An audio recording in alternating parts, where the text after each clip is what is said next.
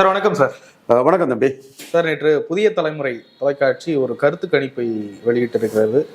தமிழ்நாட்டையே பரபரப்பிலும் அதிர்ச்சியிலும் ஆழ்த்திருக்கிறது அந்த கருத்து. சரி, என்ன அப்படின்னா, பாஜக 3% இருந்து 18க்கு உயர்ந்திருக்கான், அதிமுக 17க்கு வந்துருச்சு. எப்படி பாக்குறது?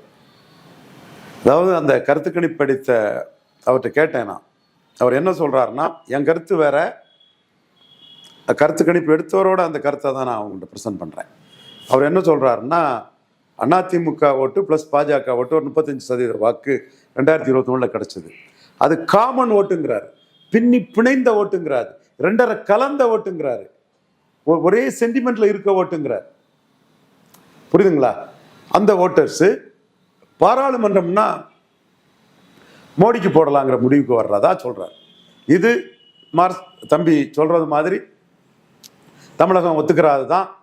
எப்படி 2.7 இருந்து 18 சம்திங்க்கு போகும்னு எல்லாரும் கேட்கத்தான் செய்வாங்க. ஆனால் அவர்கிட்ட அதுக்கு ஒரு விளக்கமும் இருக்குது. அந்த வாக்காளர்கள் ஒன்றோடு ஒன்றாக இரத்தத்தோடு கலந்து இரத்தத்தின் ரத்தமாக உடன்பிறப்புகளாக பின்னி பிணைந்து பாம்பும் சாரையும் மாதிரி, நல்ல பாம்பும் சாரமையும் மாதிரி ஒன்றா இருக்கிறாங்க, ஒரே உணர்வில் இருக்கிறாங்க. சட்டமன்றம்னா அதிமுக, பாராளுமன்றம்னா மோடின்னு இருக்காங்கங்கிற கருத்தை அவர் முன்வைக்கிறார். அந்த கருத்து தான் அவர் அதுக்கு என்கிட்ட, நான் பக்கத்தில் இருந்தார், என்கிட்ட நான் கேட்குறதுக்கு அவர் எனக்கு கொடுத்த விளக்கமாக இருந்தது. அதே வேளையில் நானும் கண்ணை மூடிக்கிட்டு விஷயங்களை அணுகக்கூடியவும் கிடையாது. உங்களுக்கு எல்லாருமே தெரியும், 10 லிட்டு நாம் சொல்கிறது சரியாக இருக்கணுங்கிற அடிப்படையில் தான் நான் விஷயங்களை அணுகுவேன். அதனால தான் அந்த சீட் கன்வெர்ட்டபிலிட்டியை நான் அடிச்சிட்டேன். சீட் கன்வெர்ட்டபிலிட்டியை 100% அடிச்சிட்டேன். அவரே கொஞ்சம் வருத்தப்படலாம். ஆனால் அவர் வருத்தப்படுறதை பற்றி நாம் தேங்கினோம்னா நாம் அந்த இடத்துல நிற்க முடியாது. 17% வாக்கு அதிமுக எடுக்கதாட்டு அவர் சொல்றாரு. அப்போ இது அவர் சொல்லக்கூடிய அவர் கருத்து கணிப்பு படி 17% எடுக்கக்கூடிய ஒரு கட்சி மும்முனை போட்டியில 38% எடுக்கக்கூடிய ஒரு கட்சியை மீறி அதற்கு மேல 18% இன்னொரு கட்சி இருக்குது. எப்படி அது 4 to 6 சீட்டு வரும்? ஒரு சீட்டு கூட வராது. இந்த 17% உண்மையா இருந்தா ஒரு சீட்டு கூட வராது. நான் வாங்கி அடித்தேன். காரணம் என்னன்னா, திமுகவோட அந்த செல்வாக்குங்கிறது யூனிஃபார்ம். திமுக காங்கிரஸ் செல்வாக்கு யூனிஃபார்ம். 38ன்னு அவர் சொல்றாரு. அதுலேயும் ராகுல் காந்தி ஃபேக்டர் அவர் கொண்டு வரல. 38ன்னு அவர் சொல்றாரு. 38க்கும் 17க்கும் 21% வித்தியாசம் இருக்கு. என்னதான் கொங்கு மண்டலத்தில் அதிக வாக்கு வந்தாலும் 5% அதிகம் வரலாம். 17 + 5 22. என்னதான் அவங்க கொங்கு மண்டலத்தை அவங்களுக்கு குறைஞ்சாலும் 38 - 5 33. 33 28 22ன்னா எங்க சீட்டு வரும்? வராது. அப்போ தமிழ்நாட்டில் சீட் கன்வெர்ட்டபிலிட்டி வரணும்னா 18% வாக்கெடுத்த பாஜக அணி 2014 கன்னியாகுமரியில் சீட்டை கன்வெர்ட் பண்ணிச்சு. 38% ஒரு இந்து நாடார் கேண்டிடேட் எடுத்தாரு. மீதி 3 முனையா பிரியும் போது 38% வாக்கெடுத்து ஒருத்தர் வெற்றி பெற்றார். அதே மாதிரி தர்மபுரியில் 42% வாக்கு ஒரு வன்னியர் எடுத்தார். மீதி பிரிஞ்சு வெற்றி பெற்றாங்க. 18% தமிழக அளவில் உள்ள ஒரு கட்சி இங்கே 38% எடுக்க முடிஞ்சுது.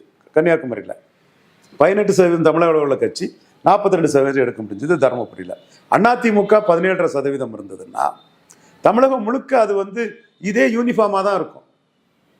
இப்போ நீங்கள் 14 எடுத்துடுங்க, 27% திமுக அணி எடுத்தாங்க. அவங்களால ஒரு சீட்டு கன்வெர்ட் பண்ண முடியல. 18% எடுத்த பாஜக பாமக ஒரு சீட்டை கன்வெர்ட் பண்ணிக்கிட்டாங்க. ஸோ இந்த சீட் கன்வெர்ட்டபிலிட்டிங்கிறது இந்த 18% எடுத்த பாஜகவுக்கு கூட ஒரு சீட்டு கன்னியாகுமரி கன்வெர்ட் ஆகலாம். அதுவும் எதிர்ப்பு ஓட்டு பிரியணும். இப்போ திமுகவும் காங்கிரஸும் சேர்ந்து நிற்கும் போது அந்த தொகுதி கூட அவங்க சேர்ந்து நிற்கும் போது கணிசமான வாக்கு எடுக்கக்கூடிய ஒரு கட்சியாக தான் அவங்க இருக்காங்க. விஜயதரணிக்கெல்லாம் தனிப்பட்ட செல்வாக்கு ஒன்றும் கிடையாது. அந்த மாவட்டத்தை சேர்ந்தவங்க தான் தெரியும். இங்கே பத்திரிகையாளர்கிட்ட விஜயதரணி ஏமாத்திட்டு இருப்பாங்களே தவிர அவங்களுக்குன்னு தனிப்பட்ட செல்வாக்கு துளியும் கிடையாது. ஒரு சிட்டிங் எம்எல்ஏ பாஜக மோடி தலைமை ஏற்று வந்தது வரவேற்கத்தக்கது, பாராட்டுக்குரியது. 3 தடவை எம்எல்ஏ இருந்திருக்காங்க. தனிப்பட்ட செல்வாக்கெல்லாம் அவங்களுக்கு கிடையாது. அந்த ஆர்எஸ்எஸ்க்கு எதிராக உள்ள கிறிஸ்தவ அவர்களோட அந்த அச்ச உணர்வில் ஃபாதர் ஜெகத் கிறிஸ்பார், ஜார்ஜ் பொன்னையா, எம்ஜி தேவசேகம் இதில் வெற்றி பெற்றவங்க தான் அவங்க. ஸோ அங்கேயும் திமுக காங்கிரஸ் சேர்ந்து நிற்கும் போது ஓட்டு எதிர் ஓட்டுகள் பிரிஞ்சா ஒரு சீட்டு கன்வெர்ட் ஆகலாம். இதுதான் சீட் கன்வெர்ட்டபிலிட்டி ஃபார்முலா. தர்மபுரியில் பாமக வன்னியருக்கு எதிரான ஓட்டுகள் பிரிஞ்சா கன்வெர்ட் ஆகலாம். கன்னியாகுமரியில் ஆர்எஸ்எஸ் பாஜக இந்த நாடாருக்கு எதிரான ஓட்டுகள் பிரிஞ்சா கன்வெர்ட் ஆகலாம். இதுதான் அங்க பொசிஷன். இங்க வன்னியருக்கு எதிராக ஓட்டு பிரிஞ்சா கன்வெர்ட் ஆகலாம். எப்படி அதிமுக 17.5% ஓட்டு எடுத்து சீட் கன்வெர்ட் பண்ணவே பண்ணாது. அதுதான் நான் அந்த நீங்க 17.5ங்கிறது உண்மையா இருந்ததுன்னா சீட் கன்வெர்ட் ஆகாது, 4-6ங்கிறது தவறு நான் சொன்னேன். அதே மாதிரி பாஜகவுக்கும் கன்னியாகுமரி ஒரு வேளையில ஸ்பிளிட் நெகட்டிவ் ஓட்டு, ஒரு சரியான கேண்டிடேட், ஒரு இந்து நாடா ஒரு நியூ ஃபேஸ் போட்டா நாடார் ஹிந்துஸ் ஓட்டையும் ஓரளவு வாங்கக்கூடிய அளவுக்கு, ஓரளவு போப்பாண்டவரெல்லாம் மதித்து கிறிஸ்டின் ஓட்டையும் கொஞ்சம் வாங்கக்கூடிய அளவுக்கு இருந்தாருன்னா அது ஒரு எதிர்ப்பு ஓட்டும். நாம் தமிழர், அதிமுக, திமுகலாம், திமுக தான் மெயின் ரைவல். அதிமுகவும் நாம் தமிழர் எதிர்ப்பு ஓட்டை பிரிச்சாங்கன்னா ஒரு வெற்றி வாய்ப்பு வரலாம்ங்கிறதான் என்னோட ஒரு யதார்த்தமான தெளிவான நியாயமான ஒரு பார்வை. அதைத்தான் நான் அங்க முன் வச்சேன். இப்போ அதிமுகவுக்கு ஏற்கனவே இருந்த வாக்குகள் பெரிய அளவுல குறைஞ்சிருக்குங்களா சார்? நான் அதிமுக 2019 இருந்து கணிக்கிறேன். பாராளுமன்ற தேர்தலில் 14, 19, 24 நான் கணிக்கிறேன். இந்த கருத்து கணிப்பு அவர் 24 அதிமுக ஓட்டுல பார்லிமெண்ட்னா மோடிக்கு வராங்கன்னு அவர் சொல்றாரு. நான் அந்த பார்வையை நான் பார்க்கல. என் பார்வை மோடியா லேடியான்னு கேட்டு 45% வாக்குகள் அதிமுக எடுத்தாங்க. அடுத்த கட்டம் பாஜகவும் அங்கே 18% 14 எடுத்திருந்தாங்க. ரெண்டோரும் சேர்ந்தா மதிமுக தவிர்த்து பார்த்தாலும் 60% வாக்கு வரணும். ஆனால் 30% வாக்கு தான் வந்தது. ஏன்னா ரெண்டோருக்குள்ள அது பொருந்தா கூட்டணியா போயிட்டு எடப்பாடிக்கும் எதிர்ப்பு இருந்துங்கிறது தான் உண்மை. அதை இன்னைக்கு மறைக்கிறாங்க பலரும். எடப்பாடிக்கு எதிர்ப்பு இருந்துங்கிறது சிபி ராதாகிருஷ்ணன் 2014 எடுத்த ஓட்டை 19 எடுக்கல, அதுதான் உண்மை. அப்போ இங்க கிடைத்த வாக்குகள் மோடி தலைமை ஏற்றுக்கொண்ட வாக்கு. இப்ப இந்த மோடி தலைமை ஏற்றுக்கொண்ட வாக்குல டாக்டர் ராமதாஸ் இருந்தா அவருக்கு 5% கொண்டு வந்துருவாப்புல. தேமுதிக இருந்தா இன்னைக்கு 1% தேமுதிக போயிட்டு, ஆனா பாஜக கூட இருந்தா அவங்க அந்த கேட்டலிஸ்ட் போல்ஸ் ஆட்டு அந்த வாக்குகளை கொண்டு வந்துட முடியும் நான் கருதுறேன். இபிஎஸ் ஓபிஎஸ் 20% வாக்கை கான்ட்ரிபியூட் பண்ணியிருக்காங்க பார்லிமெண்ட்ல. அதில் ஓபிஎஸ் பெரிய சக்தியா காட்டினா இன்னும் அதற்கான முன்னெடுப்புகள் பாஜக சைட்ல இருந்து வரணுங்கிற நம்ம விருப்பம். டெல்லி தலைமைக்கு அதை சொல்லிட்டோம், அண்ணாமலைகிட்டையும் அந்த கருத்தை சொல்லிட்டோம். அவங்களே கொஞ்சம் லேட் ஆகி ஓபிஎஸ் நல்லா மதிச்சு மோடியை போன்ற தலைவர்களை டெல்லியில பார்த்து அதுக்கு பிறகு பண்ணால் அதுக்கு ஒரு வெயிட்டேஜ் இருக்குன்னு கூட அவங்க ஒரு கணக்கு போட்டு செய்யலாம். அப்படி செய்தால் அதில் கணிசமான வாக்குகள் வரும். ஸோ இந்த 30% வாக்கும் மோடி பிரதமர் என்பதை ஏற்றுக்கொண்ட வாக்குகள். இந்த 30% வாக்கும் பாஜக மூலமா வந்தது வெறும் 5% தான். தேமுதிக, பாமக, இபிஎஸ், ஓபிஎஸ் 4 பேர் மூலமாட்டும் வந்தது. ஏசி சண்முகம் ஓகே அவரும் இருந்தார், இவங்க மூலமா அது வந்தது. ஸோ இவங்கெல்லாம் ஒத்துழைச்சி இபிஎஸும் ஓபிஎஸும் ஒத்துழைச்சா அது மேலே வரும்ங்கிறதா என்னோட ஒரு கணிப்பு பார்வை. அதற்கு ஓபிஎஸ் அதிமுக ஓட்டுக்கு ஒரு கேட்டலிஸ்ட் போல்ஸா இருப்பாருங்கிறதான் கருத்தை தான் நான் கடந்த கால 14, 19 மோடி வர்சஸ் ஆன்டி மோடி தாங்கிறதுக்குள்ள என் கருத்தை நான் ஆணித்தரமா சொல்லிட்டு இருக்கிறேன். நான் பொதுவாக நான் சொன்னது கரெக்டாக வரணுங்கிற எண்ண ஓட்டத்துக்குள்ள நான் சொல்லக்கூடியவன் தான். வாய்க்கு வந்ததை அடிச்சு விட்டுட்டு போகக்கூடியவன் இல்லை. இன்றளவும் நாம சொன்னது நடக்குது. திமுக அணி இன்டாக்டா இருக்கும்னு அங்க அணியா ஒன்னா இருந்து கூட்டணி பேசுறாங்க. அதுல முறியதுக்குள்ள வாய்ப்புகள் இல்லை. ஏன்னா win win accumulating power, amassing wealth தான் மாடர்ன் பொலிட்டிக்ஸ். அப்போ எல்லாம் ஒன்னா சேர்ந்தாதான் பவரும் கிடைக்கும், எல்லாம் கிடைக்குங்கிறது அவங்க எல்லாத்துக்கும் தெரியுது. எல்லாருன்னா எல்லாத்தையும் சேர்த்து தான் நான் சொல்றேன். அதுல எம்ஜிஆருக்கு ஜாலரா அடித்தோம், ஜெயலலிதாவுக்கு ஜாலரா அடித்தோம், கருணாநிதி ஜாலரா அடித்தோம், ஒரு கோஷ்டிகள் பேசும். அது முன்னாடியெல்லாம் ஒரு கோஷ்டி பேசுது. இன்னைக்கும் அந்த கோஷ்டிகள் யதார்த்தம் தெரியாம எம்ஜிஆரே கூட்டணியில தான் வந்தாருன்னு தெரியாம அதை பேசிட்டு இருக்கோம். அப்படி நம்ம பேச வேண்டிய அவசியம் இல்லை. அங்க இருக்கக்கூடிய எல்லாருக்குமே காம்பினேஷன்ல கெமிஸ்ட்ரியில தான் அந்த வெற்றி, இன்க்ளூடிங் ஸ்டாலின். நான் ஏற்கனவே பலமுறை அதை விலைக்கு சொல்லிட்டேன். திருமாவளவனுக்கு சொந்த பலம் குறைவு, கான்ட்ரிபியூட்டிங் அசிய கேட்டலிஸ்ட் போல்ஸ் அதிகம். காங்கிரஸுக்கு சொந்த பலம் கன்னியாகுமரியில் மட்டும்தான், வசந்தகுமார் தான், அது ஒரு இந்து நாடார் கேண்டிடேட் தான் டெபாசிட் எடுத்தாரு. அவங்க கான்ட்ரிபியூஷன் அதிகம். அடுத்தபடியாக மதிமுக கான்ட்ரிபியூஷன் அதிகம். கம்யூனிஸ்ட் ஒரு மதசார்பற்ற ஓட்டுக்கு அவங்களுக்கு ஒரு கிரெடிபிலிட்டி இருக்கு, தியாக வரலாறு உள்ள தலைவர்கள் கொண்ட கட்சிங்கிற ஒரு இது இருக்கு. ஸோ இந்த காம்பினேஷன் தான் அந்த ஓட்டை கொடுக்குங்கிறது நம்மளோட ஆணித்தரமான கருத்து. முக ஸ்டாலினுக்கு மட்டும் அந்த கிரெடிட்டை கொடுத்துட்டு போகவும் முடியாது. இந்த ஜால்ரா கோஷ்டிகள் இது ஜெயலலிதாவுக்கு தான் கொடுப்பாங்க. அப்படிப்பட்ட ஜால்ரா கோஷ்டிகள் தான் இன்னைக்கும் முகம் வெளிரிப்பை ஒன்றும் பேச முடியாம பரிதவிச்சு கண்ணா பின்னாடி தவிச்சு போய் நிற்கிறாங்க. அந்த முகங்களை பார்த்தா உங்களுக்கு ஜால்ரா கோஷ்டிகளை உங்களுக்கு பார்த்தா தெரியும். நமக்கு இஷ்யூவை சொல்லி இஷ்யூ பேஸ்டா போகக்கூடியவன் தான் ஸ்டாலின். ஆர்கே நகரில் டெபாசிட் இழந்து தான் இந்த காம்பினேஷனுக்கு வந்திருக்காருங்கிறதும் 100க்கு 100 உண்மை. நாம இப்படிப்பட்ட நடந்த தரவுகள்ல இருந்து நாம விஷயத்த பார்க்குறோம். நடந்த விஷயங்களை வச்சு அனலைஸ் பண்ணி அடுத்து என்ன வருங்கிற நாம இது பண்றோம். பட் நம்ம டீமும் களத்துக்குள்ள இருக்கிறாங்க, சர்வே பண்றாங்க. பட் இந்த சர்வேங்கிறது ப்ரீமெச்சூர் தான். களம் வரும்போது நாம் தமிழருக்கு பெரிய ஒரு எழுச்சி வர்றதுக்கும் வாய்ப்பு இருக்குது. நாம் தமிழர் எழுச்சிங்கிறது எந்த வகையில் வருதுன்னா, 4வது முறை தனிச்சு நிற்கிறாருங்கிறது நாம் தமிழருக்கு ஒரு எழுச்சி, பெரிய எழுச்சியா இருக்கும். அது இன்னைக்கு 7% ஓட்டுன்னா 1000 கோடி, கொஞ்சம் நஞ்சம் இல்லை, 1000 கோடி. 1000 கோடியை துச்சமன மதிச்சுக்கிட்டு நாம் தமிழர் வேலுப்பிள்ளை பிரபாகரன் படம் சிஎம் சேருக்கு பின்னாடி இருக்கும், சிஎம்முக்கு பின்னாடி வேலுப்பிள்ளை பிரபாகரன் படம் இருக்குங்கிற ஒரு நம்பிக்கையில அவங்க களமாடுறாங்கன்னா அவங்க 1000 கோடியை உதாசீனப்படுத்தியிருக்காங்கன்னு பெரிய அர்த்தமா இருக்குது இன்னைக்கு. ஏன்னா இன்னைக்கு 2%ன்னா 200 கோடிங்கிறது 5 வருஷத்துக்கு முன்ன, இப்போ 400 கோடி ஆயிரும். 5%ன்னா அது 600-700 கோடின்னா 7%ன்னா 1000 கோடிக்கு மேல விலை. இன்னைக்கு மார்க்கெட் விலை அதுதான். இதை நம்ம சொல்றதுக்கு தயங்க வேண்டிய அவசியம் இல்லை. நம்ம யாரையும் ஸ்பெசிஃபிக்கா குறிப்பிட்டு யாரையும் சொல்லலை, அது நமக்கு தேவையில்லை. பொதுவாக மார்க்கெட் நிலவரம் இதுதான். இதை நம்ம ஆணித்தரமா உண்மையை நெஞ்ச நிமித்தி சொல்லுவோம். அதில் 1000 கோடினாலும் கூட இன்னைக்கு வேண்டான்னு நாம் தமிழர் சீமானுக்காங்கிறது சாதாரண தமிழ் மக்களுக்கே தெரியும். மக்களுக்கு தெரியாத ஒரு விஷயம் இல்லை, கம்பசூத்திரம் ஒன்றும் இல்லை. வெளிப்படையாகவே இந்த பணங்கள் கொடுக்கறது தெளிவாகவே வந்துட்டுங்கிறதும் நமக்கு தெளிவாக தெரியும். ஸோ அது நாம் தமிழருக்கு ஒரு பெரிய பூஸ்டை கொடுக்கும். ஒன்று. 2வது, சமூக நீதி பார்வையில் அவங்க கேண்டிடேட்டை போடுறாங்க. அதெல்லாம் அந்த கருத்து கணிப்புக்கு வராது. வட சென்னையில் ஒரு தேவேந்திர குல வேளாளர் போட்டிருந்தாப்புல, தென் சென்னையில் ஒரு பறையரை போட்டிருந்தாப்புல, இங்கே ஒரு முஸ்லீமை போட்டிருந்தாங்க. இப்போ அதை ரீசபிள் பண்ணி அதே பொது தொகுதியில் பறையர், தேவேந்திர குல வேளாளர் இவங்களுக்கு முக்கியத்துவம் கொடுக்கக்கூடிய அந்த சமூக நீதி அடுத்த கட்ட அரசியல் அதிகாரங்கிறது பிராமின், முதலியார், ரெட்டியார், நாயுடு, அடுத்தால வன்னியர், நாடார், கொங்கு வேளாளர், முக்குலத்தோர். அதுக்கு அடுத்த கட்டம் முத்தரையர், செங்குந்தர், பறையர், தேவேந்திர குல வேளாளர் இவங்க பக்கத்தில் வரணுங்கிறத ஒரு லட்சியமாக எடுத்துக்கிட்டு தாளக்கடப்பாரை தற்காப்பதே தர்மம் ஐயா வைகுண்டர் வழியில் ஆதி தமிழர் வெல்லாது மீதி தமிழர் வெல்ல முடியாதுன்னு சீமான் ஒரு கொள்கை ரீதியாக அதை கொண்டு போறாரு. Less powerful OBCs, Paraiyar, Devendra குல வேளாளர், தென் சபல்டன் காஸ்ட், வண்ணார், நாவிதர், இதெல்லாம் அவர் கொண்டு போகும்போது இது மக்கள் மத்தியில் பரவும் போது இந்த மக்கள் மத்தியில் என்ன உணர்வு வரும்னா, சீமானை தூக்கி விட்டு தான் நாம அரசியல் அதிகாரத்துக்கு வர முடியும். நாம அரசியல் அதிகாரத்துக்கு வர்றதுக்கு சீமானை லிஃப்ட் பண்ணி விடணும். சீமான் லிஃப்ட் ஆனா நம்மளை லிஃப்ட் பண்ணுவாப்புல.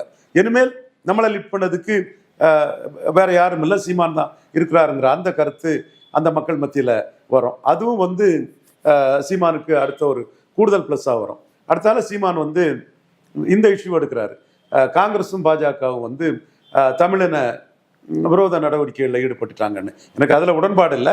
பட் அந்த இஷ்யூ அவர் எடுத்து முன்னெடுக்கிறாரு. அதற்கு கலைஞரும் புரட்சி தலைவியும் மக்கள் செல்வம் துணை போயிட்டாங்கன்னு இந்துஸ்தான் போட்டோ தொழிற்சாலையை நேரடிக்கு எம்ஜிஆர் கொண்டு போகும்போது எம்ஜிஆர் இந்திரா காந்தி அம்மையாருக்கு ஜாலரா அடிச்சுட்டு இருந்தது. காவேரி பிரச்சனையில கலைஞர் இந்திரா காந்தி அம்மையார் விஷயத்துல அந்த அந்த 50 வருஷ ஒப்பந்தத்தை ரிவைவ் பண்ணாம விட்டது. கச்சத்தீவை இந்திரா காந்தி அம்மையார் ஸ்ரீலங்காவுக்கு தூக்கி கொடுக்கும்போது எம்ஜிஆரும் கலைஞரும் பேசாம இருந்தது. பொறுப்பு கவுண்டர் சென்னமேனி வித்யாசாராவிட்ட ஜெயலலிதா அம்மையார் பரிதாம வரவேற்றது, வழி அனுப்புறது.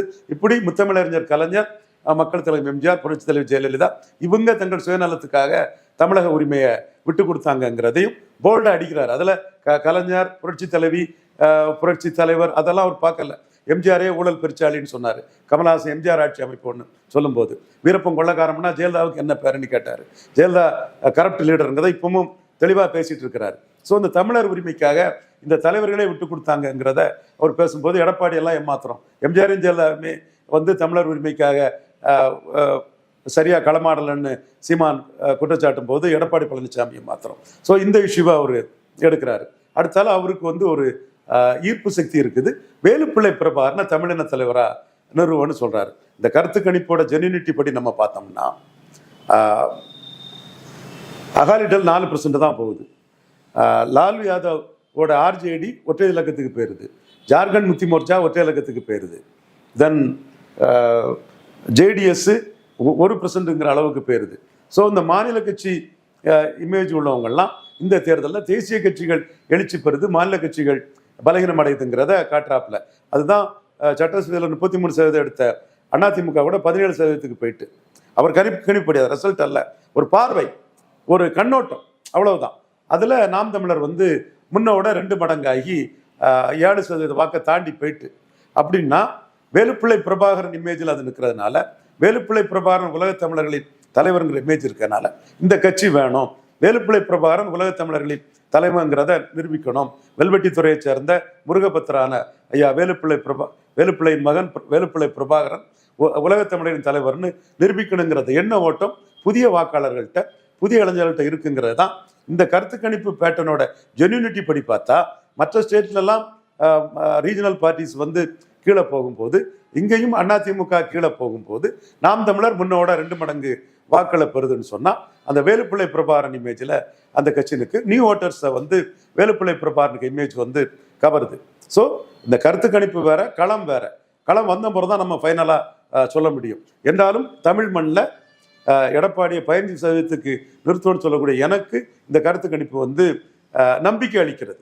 நான் கருத்து கணிப்பை வந்து இதுதான் ரிசல்ட்னு சொல்ல வரல, எந்த கருத்து கணிப்பையும் நான் சொல்ல வரல, நம்பிக்கை அளிக்கிறது. ஆனால் பாஜகவுக்கு 18ங்கிறது மிகப்பெரிய ஒரு அதிர்வலையை தமிழக மக்கள் மத்தியில் ஏற்படுத்தி இருக்குது. அவங்க என்ன அப்படி ஏறுறதுக்கு வாய்ப்பு இருக்காவா? ஏறி இருக்க வாய்ப்பு இருக்கா? பாஜக எப்படி பொசிஷன் பண்றாங்கன்னு பார்த்தா சொல்ல முடியும். இந்த கருத்து கணிப்புப்படி பாஜக தனிச்சு நிற்கிறதா வருது. அவங்க தனிச்சு நிற்பாங்களா? முதல்ல தனிச்சு நிற்பாங்களா?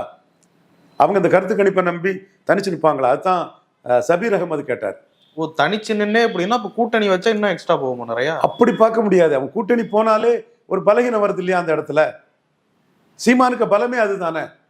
நீங்க நான் நுணுக்கமா பேசுறேன், சீமானுக்காக பேசல, இஷ்யூ சீமானுக்காக கரெக்டா இருக்கு. சீமா என் சகோதரன், அதுல மாற்றம் இல்லை. நான் யார்ட்டையும் மறைச்சி மாத்தி எல்லாம் பேச வேண்டிய அவசியம் எல்லாம் கிடையாது. அப்படிப்பட்ட ஆள் கிடையாது. நான் ராமதாஸை பற்றி பேசினாலும் நாம தான் அவரை 2009 வீழ்த்தினுங்கிறத கிரெடிட்டை கிளைம் பண்ணுவோம். ஜூனியரோட சொல்லி தான் நம்ம அடிச்சேன்னு கிளைம் பண்ணுவோம். இன்னைக்கு அவர் தான் தமிழ்நாட்டை முடிவு பண்றாரு. அவர் இல்லைன்னா எடப்பாடி மாற்று சக்திங்கிறதை இழந்து போயிடுவாருங்கிறதையும் அடிச்சு ஆணித்தரமா சொல்லக்கூடிய ஆள் நம்ம. என்னைக்குனாலும் கரெக்டாக தான் நம்ம சொல்லணும். அதே மாதிரி சீமானிய சகோதரங்கிறதுலையும் மாற்றம் இல்லை. பட் நாம சொல்லக்கூடிய கருத்து இஷ்யூ பேஸ்டா அக்கௌண்டபிலிட்டியோட நாளைக்கு கரெக்டா இருக்குங்கிறதெல்லாம் சொல்றோம். எந்த இடத்துல தினகரன் விழுந்தாரு? துரோகிகளை மக்கள் மன்னிக்க மாட்டாருன்னாங்க. எடப்பாடி சசிகலா பார்த்தனால தேமுதிகவை தட்டி விட்டுட்டாரு, கலத்தி விட்டுட்டாரு. கலத்தி விடப்பட்ட தேமுதிகவுக்கு 60 சீட்டு கொடுத்தாரு. பொருந்தா கூட்டணி ஆயிட்டு 5.5% எடுத்தவர் 2.5% போயிட்டாரு. தேமுதிக 0.5% கீழே போயிட்டு. கமலஹாசன் திமுக அதிமுகவுக்கு மாற்றினார். திமுக அதிமுக கிட்ட என்ன லாபம் யார்கிட்ட கிடைச்சாலும் பரவாயில்லன்னு அரசியல் களமாடினவர் சரத்குமார். பேசுவலி இருக்கு. இன்னைக்கும் அவருக்கு சூரியவம்சம் படம் தான் 13 தியேட்டர்ல தமிழ்நாட்டில் வெள்ளி விழா ஓடின ரெக்கார்ட் பிரேக் படம். அதிக ஆடியன்ஸ் பார்த்த படமும் அதுதான். டபுள் ரோல்ல 2 சாஃப்ட் கேரக்டர்ல எக்ஸ்ட்ராடினரியா நடிச்சிருந்தாரு. நான் மறுக்க வரல. பட் அவரு அரசியல் பலம் என்ன, அரசியல் சக்தி அவர் என்ன? பேசுவலி மட்டும் போதுமா? ப்ரூவ்டு ஓட்டு என்ன? நீங்க அனிதா ராதாகிருஷ்ணனுக்கு எதிராக 1 சீட்டு தானே ஜெயலலிதா அம்மையார் கொடுத்தாங்க. அப்படிப்பட்ட சரத்குமாருக்கு 40 சீட்டை கமலஹாசன் வாரி வழங்கினார். அப்போ எந்த கமலஹாசன் திமுக அதிமுக மாற்றுன்னு சொன்ன கமலஹாசன், எந்த சரத்குமார் திமுக அதிமுக எங்கேயாவது இடம் கிடைக்காதான்னு ஓடி ஆடி முயற்சி பண்ணிக்கிட்டு ஏமாந்து வந்த சரத்குமார். அப்போ அது ஒரு சந்தர்ப்பாத கூட்டணியால ஆகுது. அதுதான் நாம சீமான் வந்து 2021 எமர்ஜி ஆகுது காரணங்கிறத அன்னைக்கும் சொல்றோம், இன்னைக்கும் சொல்றோம். ஐயா காந்தராஜுக்கிட்டே அதான் சொன்னோம். 8% வருவாருன்னு 7 வந்தார், 6.85 வந்தார். ஸோ நாம வந்து இஷ்யூ பேஸ்டா கணிச்சு தான் போறோம். இண்டிவிஜுவலை பார்க்கல. நம்ம இண்டிவிஜுவலை பார்த்தாலும் அந்த இண்டிவிஜுவலுக்கு மெரிட்டை சொல்லுவோம். தினகரன் எவ்வளோ பெரிய ஆளு, ரெட்டலையும் உதயசூரியனையும் ஆர்கே நகரில் குக்கரில் வச்சு ரெட்டலையை அவிச்சு துரத்திக்கு போட்டவர். அவர் வந்து இது கோயில்பேட்டில் ஜெயிக்கிறதுக்காக 60 சீட்டு தேமுதிக கொடுத்தா எங்கே உட்பட அந்த அணி? நீங்கள் வெற்றியோ தோல்வியோ, நான் 5.5 மக்களவையிலே எடுத்துட்டேன். சட்டமன்றத்தில் நான் 10 எடுப்பேன்னு 214 கேண்டிடேட் போட்டு தினகரன் நின்றுக்கணும். கமலஹாசன் வந்து நான் குறுகிய நாட்களில் வந்தேன், இப்போ எனக்கு 4 இருக்கு. எனக்கு 3.7ங்கிறது எனக்கான வாக்கு அல்ல, அது மக்களவையிலே நான் எடுத்த வாக்கு. இன்னைக்கு விஜய் நான் குறை சொல்றேன்னா கமலஹாசன் இருக்கிற துணிச்சல் விஜய்க்கு இல்லை. விஜய் கோழைத்தனமா மக்களவை தேர்தலுக்கு வரலங்கிறத சொல்றேன். தரவுகளோடு தான் நாங்கள் சொல்றேன். கட்சியை ஆரம்பிச்சுட்டு மக்களவைக்கு வரலன்னா கமலஹாசன் போல்டா வந்தாரு, அதை சொல்றேன். நம்ம தரவுகள் இல்லாமல் யாரையும் சொல்ல மாட்டேன். அப்போ போல்டா வந்த கமலஹாசன் சட்டமன்றத்திலையும் போல்டா நின்றுக்கணும், 214 போன்னு சொல்லியிருக்கணும். ஒரு சீட்டு ரெட்டையில நின்று சரத்குமாருக்கு 40 சீட்டு கொடுத்தீங்கன்னா, அப்போ பொருந்தா கூட்டணியை மக்கள் வெறுக்கிறாங்க, பேரம் பேசுறத மக்கள் வெறுக்கிறாங்க. சீமான் இதை செய்யல, அவரு 40 தொகுதியும் கேண்டிடேட்டு அவர் பாட்டுக்கு போயிட்டு இருக்கிறார். சின்னம் கூட இது விவசாய கிடைக்கலன்னா புது சின்னத்தை 24 மணி நேரத்தில் அவருக்கு ஆட்கள் வேலுப்பிள்ளை பிரபாகரன் தொண்டர்கள் வந்து அவருக்காக கொண்டு போய் சேர்த்துருவாங்க. ஸோ அந்த அந்த கிளாரிட்டியும் ஸ்டெடினஸும் உறுதியான நிலைப்பாடும் நம்பகத்தன்மையும் சீமான்ட்ட இருக்குது. அது ஒரு பொருந்தா கூட்டணிக்குள்ள அவர் போகல, அதுதான் மெரிட்டு நான் சொல்றேனே தவிர இண்டிவிஜுவல் சீமானுக்கு ஐடியாலஜிக்கு எனக்கு உடன்பாடு கிடையாதுங்கிறது தொடர்ந்து சொல்லிட்டு இருக்கிறேன். பட் வேலுப்பிள்ளை பிரபாகரனுக்கு ஒரு தமிழர்கள் மத்தியில் ஒரு மேட்சியர், ஒரு பெரிய ஒரு இமேஜ் இருக்குது. அது வேலுப்பிள்ளை பிரபாகரன் இமேஜ் கொண்ட எல்லாருமே சீமானுக்கு ஓட்டு போடுறாங்கன்னு சொல்ல வரல, அது சீமானையும் கடந்து நிற்குது வேலுப்பிள்ளை பிரபாகரன் இமேஜ். பட் அந்த இமேஜை தூக்கி பிடிக்கிறதுனால அதில் ஈடுபாடு கொண்டவங்களில் 90% போடுறாங்க. அதுதான் சீமானுக்கு ஒரு வளர்ச்சியை கொடுத்துட்டு இருக்கிறதையும் பார்க்குறேன். திரும்ப அலையன்ஸுங்கிறது வந்து பொருந்தா கூட்டணி வச்சா மக்கள் அதை ஏற்றுக்க மாட்டாங்க. பொருந்தா கூட்டணிங்கிறது மக்கள் ஏற்றுக்க மாட்டாங்க. இது வந்து வேற வழி இல்லாமல் தங்களோட இடத்த தக்க வைக்கிறதுக்கு பொருந்தா கூட்டணி வைக்கிறாங்க. கோயம்புத்தூரில் ஜெயிக்கிறதுக்கு பொருந்தா கூட்டணி வச்சார் கமலஹாசன், கோயில்பட்டியில் ஜெயிக்கிறதுக்கு பொருந்தா கூட்டணி வச்சாரு தினகரன். 2 பேரும் பொருந்தா கூட்டணி வைக்காம 234 214 போயிருப்பாங்கன்னா சீமான் ஜம்பா இருக்க முடியாது, கண்ட்ரோல் பண்ணியிருக்கலாம் சீமானை. மற்றவங்க தப்புல தான் சீமான் அந்த இடத்துல எழும்புறாரு. அப்போ கூட்டணி அரசியலில் பல தவறுகள் இருக்கு. கண்ணை மூடிட்டு பேரம் பேசுறது மக்களுக்கு பிடிக்கல. ஸோ இதெல்லாம் சீமானுக்கு ஒரு அட்வான்டேஜாக இருக்குது. இப்போ பாஜக வந்து இந்த கருத்து கணிப்பை நம்பி 239 தொழிலும் தனிச்சு போக தயாரான்னு கேட்டேன். இல்லை இந்த கருத்து கணிப்பை நம்பி எடப்பாடி பழனிசாமி தேமுதிகவுக்கு சீட்டு கொடுக்க தயாரா? மாட்டார்ல. ஏற்கனவே கலத்தி விட்டுக்கிட்டு 1% கீழே போன தேமுதிகான்னு தானே அவர் பார்ப்பாரு. ஸோ கருத்து கணிப்புங்கிறது ஒரு அகடமிக் இன்ட்ரெஸ்ட், ஸ்டடிக்காக பார்த்துக்கலாம்.